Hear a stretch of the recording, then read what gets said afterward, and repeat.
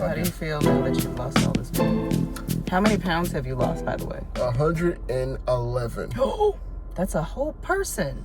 That's like a teenager. Or a very, very light crackhead. You know, especially in St. Louis, you can find a 110, 111 pound crackhead on any corner. And at Chick-fil-A, apparently. I'm so proud of you. That's awesome. Well, I still got a little bit more to go. You know, people look at me more now like, you know, I'm off meth. They're like, oh, we're so glad you kicked the habit. I was like, I was obese. That wasn't like, you know, anything else. But, you know, the benefits of it is my sleep is wonderful. Mm-hmm. You don't have asthma issues no more either, right? I can see my pee-pee. No, okay. I had to go and buy new clothes. Yeah. My wife's looking at me like, she didn't even look at me like this when we was dating. Like you're a snack? She's looking at you like you're a snack now? Well, since I lost the weight, I'm not a meal. So, yes, I am a snack. I'm like, you know, she can have me for a snack, in between meal. My intimacy has make me feel like I'm 23 again. Wonderful. Right. I still got to keep the lights off because, you know, this. But... You know, it's... Just put your mask on. It should be all right. But I can't breathe. So I sound like, you know, a puppy that's dying, you know. Let me take this mask off. But, you know, it was a 15-year struggle. Mm-hmm. I'm happier. I can buy clothes that are not extra price because if you need more to go material, 2X or 3X, more material, more price. You know, and I stopped shopping at Walmart now because I actually will look good in clothes that are from, like, I don't know, Macy's. Mm-hmm. Nordstrom. So do you think your clothing style has changed? Like, since you can wear, you know, average? I'm not going to speak for every man. I'm only going to speak for me. The one thing that I never like doing is having to hide a stomach. Oh, yeah. You know, so it's like you get, like, if you're a size 2X, it's like I got to get a 3X because I got to hide my baby belly. So it is true that people who, like, lose a bunch of weight, like, start to dress sexier or something. Is that true? I haven't dressed sexy because I don't consider myself sexy. Yes. How you doing today? Thank you. Thank you. You too. That's all of it? Well, you're going to do the black chip. Okay, we got 2 sandwiches, 2 fries. There we go. Wonderful. But my thing is, if you are trying to shed pounds for whatever reason, and especially for those who are grieving, because, you know, then you emotionally eat, you know. That's a big one. That's what I struggled with. It's like if I was having bad days, I would eat a whole thing of ice cream, no lie. 40 wings, you know. Right. And then look at myself like, why is my wife avoiding me? My thing was always chips. I always ate a whole bunch of chips. Just stand at the pantry door, just shoveling chips into my mouth. Like, and not even tasting them for real. It was just the action of just the eating. crunch, the sensation. But it wasn't like I was enjoying my food at all. It was just junk. I've learned the importance of portion control. I learned the importance of putting things in a bowl, putting things on a plate. And this intermittent fasting has taught me discipline. Now, I've had discipline. You know, my dad used to beat me with a leather belt. But when it comes to discipline of what you put in your body, from a male's perspective, you want your quality of life, especially when you're in your 40s, to mean something. You know, so I'm happy that I'm almost at my weight that I was before I got married, and before I started having child after child. And looking at children on the clearance rack and saying, yes, I'll take those 2. Oh, they got a matching set of 3. I'll take those 3. Right. But that's great. You know, there's still a little bit more work to go. It's a scary thing when you realize that your weight will contribute to a lot of your health problems. And there was somebody that kept telling me that years ago, but I kept like, no, that's not true. You know, no.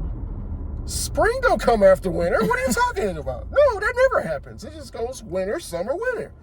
But when I start really losing the weight, like especially the first 30 pounds was noticeable, and it becomes addicting. Like, okay, if I can lose 30, let me try to lose 60. If I can lose 60, do I dare to get 100? Let's see how far we can go. Right, but the whole thing is, it's going to take time. This didn't happen in like 5 months. This was this month 13. So yeah, you it's don't a lifestyle. want you don't want to lose weight quickly, because the chances of you gaining it back plus the VIG is possible. I just if anybody's asking, I do a 16-8 fast.